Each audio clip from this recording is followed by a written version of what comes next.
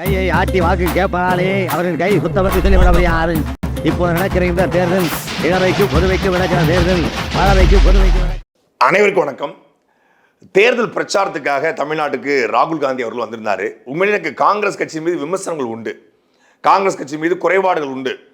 ஆனால் ராகுல் காந்தி நேற்று செய்த சம்பவம் உண்மையிலேயே அவர் எவ்வளவு எளிமையான ஒரு வாழ்க்கையை வாழ்றாரு. எவ்வளவு பெரிய குடும்பம், நேருவினுடைய குடும்பம், இந்தியாவுக்கு சுதந்திரம் வாங்கி கொடுத்தாக சொல்லப்படுற குடும்பம், இந்தியாவுக்காக நாட்டையே கொடுத்த குடும்பம். அதே போல் நேரு, இந்திரா காந்தி, ராஜீவ் காந்தின்னு ஒரு 3-4 தலைமுறையாகவே இந்தியாவுக்காக உழைக்கிற ஒரு குடும்பம். அந்த குடும்பத்திலேருந்து வந்த ஒருத்தர், born with silver spoon, Italy Indian combination. அப்படி இருந்தாலும் கூட அவர் ரொம்ப எளிமையான முறையில் அவருடைய சொந்த கால்களில் நடந்து சாலையை கடந்து போய் அந்த தடுப்பு சுவர் இருந்துச்சு, அந்த தடுப்பு சுவர் மேலே அப்படியே காலை லாவகமாக அப்படி தூக்கி போட்டு நடந்து போய் அந்த இனிப்பகத்தில் போய் இனிப்புகள் அவரே தேர்ந்தெடுக்கிறாரு. என்ன கொடுக்கலாம், ஸ்டாலினுக்கு அல்வா கொடுக்கலாமா, இல்லை லட்டு கொடுக்கலாமா, இல்லை பூந்தி கொடுக்கலாமா, என்ன கொடுக்கலாம், மிச்சர் சாப்பிடுங்கன்னு கொடுக்கலாமா அப்படி யோசிக்கிறார். என்ன சரியாக இருக்கணும்னு அவருக்கு ஒரு குட்டி குட்டி குலாப் ஜாம் இருந்துச்சு.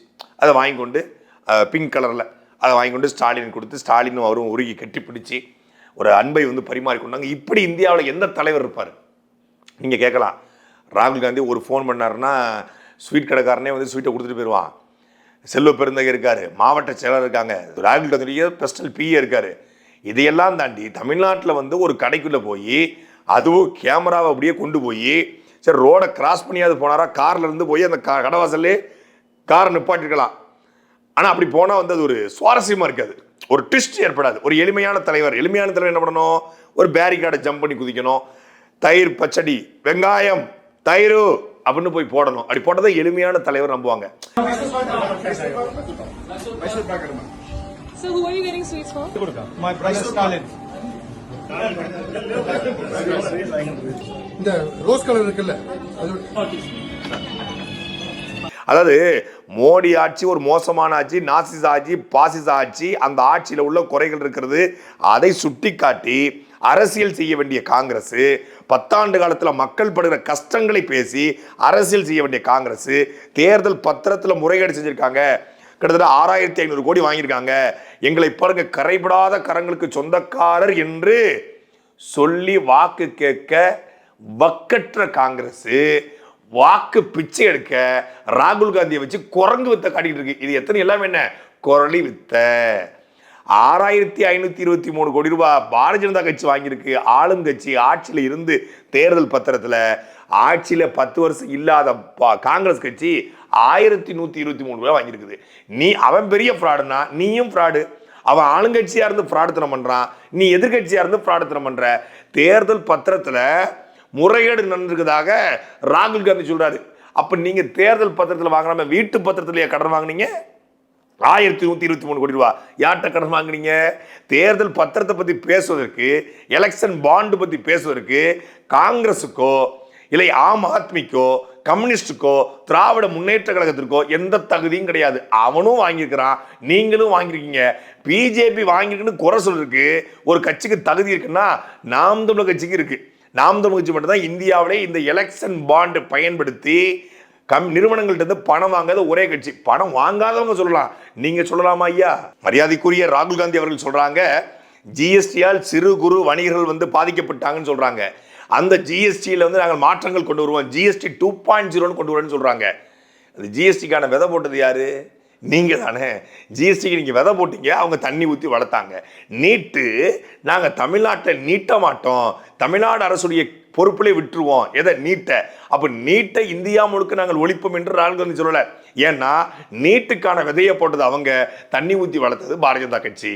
இந்தியா முழுக்க அம்பானி அதானி போன்ற பெரும் முதலாளிகள்கிட்ட இந்தியா போயிருச்சு. ஒரு 73 முதலாளிகள்கிட்ட தான் ஒட்டுமொத்தமான நாடு இருக்கிறது. இந்த நாடு மோடி நாடு இல்லை, அதானி நாடுன்னு சொல்லி ராகுல் காந்தி சொல்றாரு. இன்னைக்கு மோடி அதானி நாடாக இந்தியா மாத்திருக்காரு. நீங்க இருக்கும்போது வால்மார்ட் போன்ற பெரும் பெரும் நிறுவனங்களை கொண்டு வருவதற்கு, அந்நிய முதலீடுகளை உள்ள கொண்டு வருவதற்கு முயற்சி பண்ணி கார்பரேட்டை இந்தியா முழுக்க நுழைச்சி அதற்கான அடித்தளத்தை போட்டது உலக மையம், தனியார் மையம், தாராள மையம். இதை உள்ள விட்டது யாரு? நீங்க விதை போட்டீங்க, அவங்க தண்ணி ஊற்றி வளர்க்குறாங்க. நீங்க கல்யாணம் முடிச்சீங்க, அவங்க பிள்ளை பிள்ளையை பத்துட்டாங்க. இந்த சோக கூந்தல்களை வேற ராகுல் காந்தி கட்டமைக்கிறார்.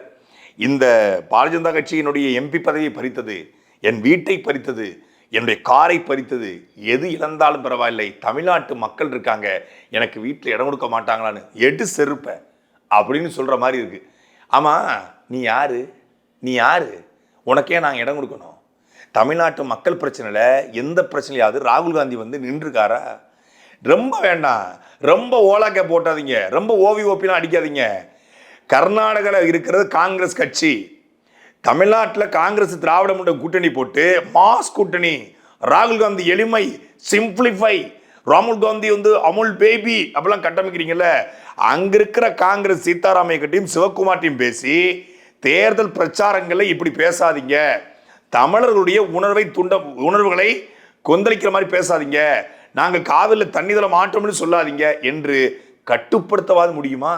தண்ணி வாங்கி தர வேண்டாம், தண்ணி தரமாட்டோம்னா சொல்லாதையா, அங்க எனக்கு ஓட்டு விடாதியா அப்படின்னு உங்களால சொல்ல முடியுமா? அங்க தண்ணி தரமாட்டேன்னு சொன்னாதான் கர்நாடகாவில் இருக்கக்கூடிய கன்னடன் அவங்களுக்கு ஓட்டு போடுவான். இங்க தண்ணி வாங்கி தர்றேன்னு சொன்னாதான் இங்க இருக்க தமிழன் திமுக ஓட்டு போடுவான். இவன் தண்ணி வாங்கி தர்றேன்னு சொல்லணும், அவன் தரமாட்டேன்னு சொல்லணும். கடைசி வரைக்கும் இந்த பிரச்சனையா இருக்கணும். 70 ஆண்டுகள சுதந்திர இந்தியாவில் கிட்டத்தட்ட 80 விழுக்காடு காங்கிரஸ் ஆண்டு இருக்கிறது. இந்த காங்கிரஸ் ஆண்ட இந்த காலகட்டங்களில் தான் தமிழனுக்கு காவிரிலிருந்து தண்ணீர் தர மறுக்கப்பட்டிருக்கிறது. இதை எல்லாவற்றையும் தாண்டி தமிழர்கள் தாக்கப்படுறாங்க, தமிழர்களுடைய சொத்துக்கள் அளிக்கப்படுகிறது. கேபிஎன் பேருந்து தமிழன் பேருந்து என்பதனாலேயே கர்நாடகாவில் வைத்து 22 பேர்கள் கொழுந்தப்பட்டது. ஒரு ஆட்டோக்குள்ள ஒரு கர்ப்பிணி பெண் 9 மாச நிறமாத கர்ப்பிணி ஆட்டோக்குள்ள அப்படியே கவுத்து விடப்படுகிறார். அப்போ அவ்வளவு பெரிய சிக்கல் இருக்கும்போது அந்த சிக்கலை தீர்க்க முடியாத ராகுல் காந்தி எப்படி தமிழருடைய பிரச்சனை தீர்ப்பாரு? அப்புறம் எதுக்கு தமிழன் வீட்டில் உங்களுக்கு இடம் கொடுக்கணும்? நாங்கள் பழசெல்லாம் மறந்துட்டு நினைச்சிங்களா? கஜினி பட சூர்யா மாதிரி ஷார்ட் டேர்ம் மெமரி லாஸ் மாதிரி எங்களுக்கு லாங் டேர்ம் மெமரி லாஸ் நினைச்சிங்களோ ராகுல் காந்தி அவர்கள்? 2009 ராகுல் காந்திக்கு 38 வயசு, நல்ல விவரம் தெரிஞ்ச வயசு, எல்லா அரசியல் பார்வையும் தெரிந்த வயது, புரிதல் உள்ள வயது. அந்த வயதுல ராஜீவ் காந்தியை கொன்ற பிரபாகரனும் அவர் குடும்பமும் இருக்கவே கூடாது. எந்த நிலத்திற்காக பிரபாகர் போராடுறாரோ, எந்த நாட்டுக்காக போராடுறாரோ அந்த கனவு அளிக்கப்பட வேண்டும். தமிழர்கள் பெரிதும் மதிக்கிற மானம் தமிழர்கள் வந்து பறிக்கப்பட வேண்டும். தமிழ் பெண்களுடைய கற்பு சூறையாடப்பட வேண்டும். தமிழர்கள் மொத்தமாக அழிக்கப்பட வேண்டும் என்று திட்டமிட்டு அழிச்சு ஒழிச்சாங்க. இதையெல்லாம் கடந்து மறந்து நாங்கள் போயிடுவோம். இங்கிருந்து வட்டியிலா கடன் கொடுத்து, ரேடார் கொடுத்து, ஆயுதம் கொடுத்து, அங்கிருந்து இராணுவ வீரர்களை அனுப்பி இந்தியா என்ற ஒரே ஒரு நாட்டுக்காகத்தான் இந்த போரை நடத்தினோம் என்று கோத்தபய ராஜபக்சே சொன்னார். அந்த அளவுக்கு அந்த போரை நடத்தி அந்த மக்களை அழித்து இன்னைக்கு உலகம் முழுமைக்கும் அனாதிகளாக ஏதிரிகளாக அந்த மக்களை அலையவிட்டு சொந்த நிலம் தமிழ்நாட்டுக்குள்ளே அந்த மக்கள் அகதிகளாக வேதனைப்படுற அளவுக்கு வச்சது யாரு? காங்கிரஸ் கட்சி. காங்கிரஸ் என்ற கட்சி தமிழனுக்கு ஒரு தனி நாடு அடைகிற கனவை, ஒரு நூற்றாண்டு கால கனவை, பல ஆயிரக்கணக்கான தமிழ் தேசியவாதிகளும் தமிழ் தேசிய போராளிகளும் தூக்கி சுமந்த கனவை ஈழத்து போராளிகள் தங்கள் இரத்தத்தை கொடுத்து, உயிரை கொடுத்து, பொருளை கொடுத்து, எல்லாவற்றையும் கொடுத்த அந்த கனவை சிதைத்த கட்சி வன்மம் மனசுக்குள்ள இருக்கு. பாரதிய ஜனதா கட்சியிலிருந்து காங்கிரஸ் தமிழ் இன நன்மை, தமிழர் நலன் சார்ந்த திட்டங்கள் எதுல நீங்க மாறுபடுறீங்க? பாரதிய ஜனதா கட்சி ஸ்டெர்லைட் ஆதரிக்குது, காங்கிரஸும் ஸ்டெர்லைட் ஆதரிக்குது. பாரதிய ஜனதா கட்சி கூடங்குளத்தை ஆதரிக்கிறது, காங்கிரஸும் கூடங்குளத்தை ஆதரிக்கிறது. பாரதிய ஜனதா கட்சி 8 வழிச்சாலை ஆதரிக்கிறது, காங்கிரஸும் 8 வழிச்சாலை ஆதரிக்கிறது. பாரதிய ஜனதா கட்சி பரந்தூர் விமான நிலையத்தை கொண்டு வரணும்னு சொல்லுது, விவசாய நிலங்களை பறித்து. காங்கிரஸும் அதே. ஹைட்ரோ கார்பன் மீத்தேன் திட்டம் போட்டது, விதை போட்டது நீ, நடைமுறைப்படுத்தினது அவன். எல்லாத்துக்கும் கல்பாக்கம் அணு உலை தொடங்கி தமிழ்நாட்டுடைய அத்துணை நாசக்கார திட்டங்களுக்குமான விதைய போட்டது காங்கிரஸ். தண்ணி ஊற்றி வளர்ப்பது பாரதிய ஜனதா கட்சி. பாரதிய ஜனதா கட்சியும் காங்கிரஸும் எந்த இடத்துல தமிழர் நலன் என்பதில் ஒன்று கூடுறாங்க, தமிழர் விரோதம் என்ற அடிப்படையில் புரிகிறாங்க, எல்லாம் ரெண்டுக்கும் ஒன்று. சரி, இந்தியாவிலேயாவது பாரதிய ஜனதா கட்சிக்கும் காங்கிரஸுக்கு வேறுபாடு இருக்கா? ராமர் கோயிலில் என்ன வேறுபாடு இருக்கு? பாபர் மசூதியில் என்ன வேறுபாடு இருக்கிறது? என்ன இருக்கிறது? காஷ்மீர் சிறப்பு சட்டத்தில் என்ன வேறுபாடு இருக்கிறது?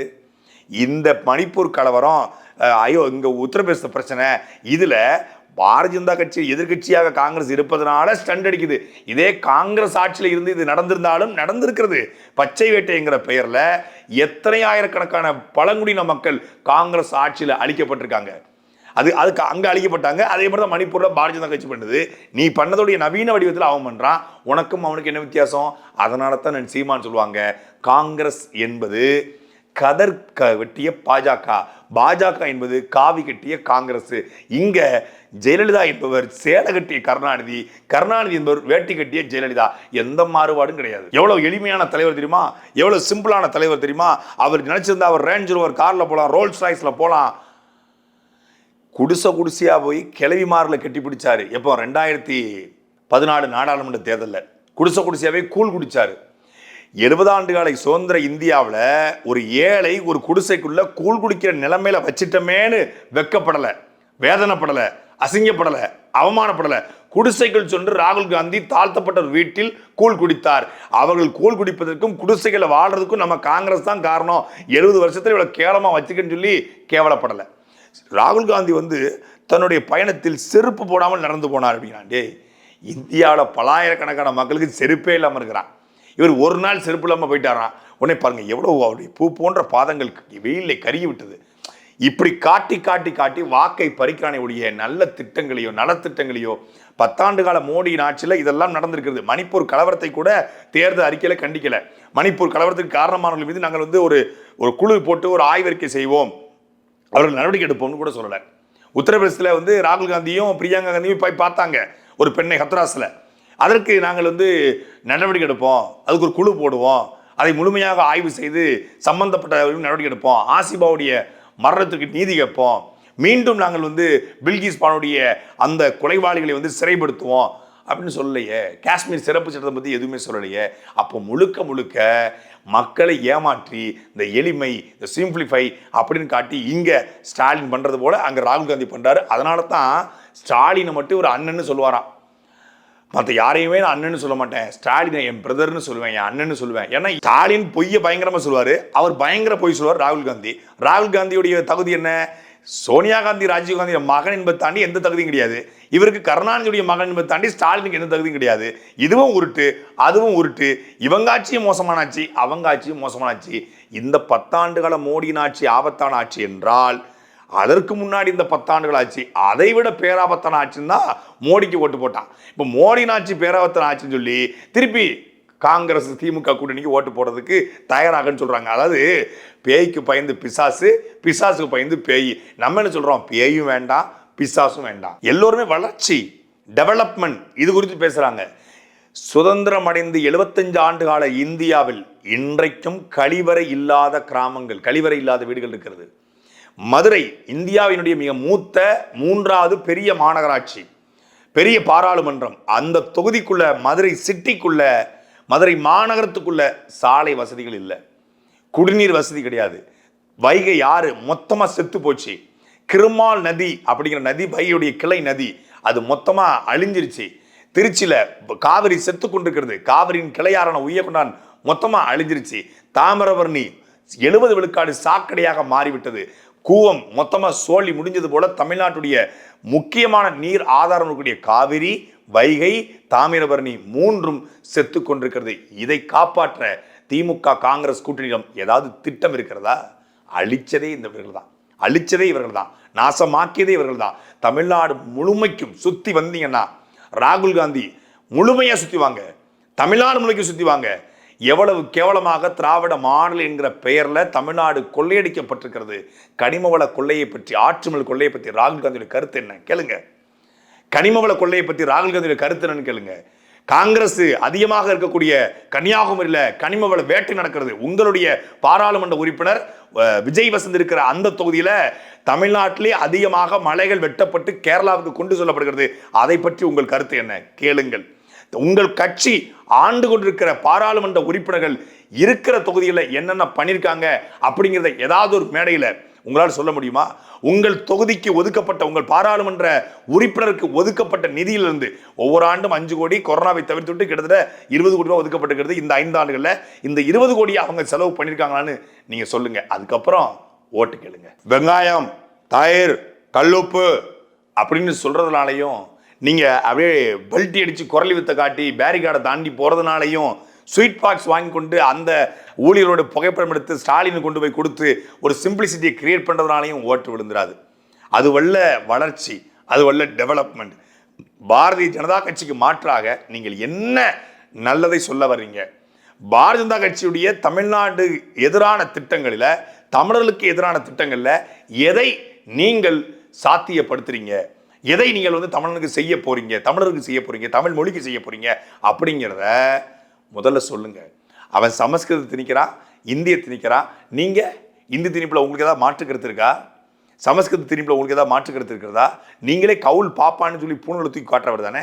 உங்களுக்கு அவருக்கு எந்த வித்தியாசம்? அப்புறம் ஏன் நாங்கள் உங்களுக்கு ஓட்டு போடணும்? அதனால நீங்க 8 கேரவனை வச்சுக்கிட்டு எளிமையா நடந்ததும் தெரியும், நீங்க ஹெலிகாப்டர்ல போய் உட்காந்துக்கிட்டு பைக்ல லடாக்ல ரைடு போறதும் தெரியும். இதெல்லாம் உங்க தாத்தா காலத்திலே பார்த்துட்டோம், அப்புறம் உங்க அப்பத்தா காலத்துல பார்த்துட்டோம், அப்புறம் உங்க ஒய்யா இருக்கார்ல ராஜீவ்காந்தி, அவர் காலத்திலே பார்த்தோம். புதுசா ஏதாவது ட்ரை பண்ணுங்க. சாட்டை எடுத்து நாட்டை திருத்து, இளம் தலைமுறை தானே நீ வழி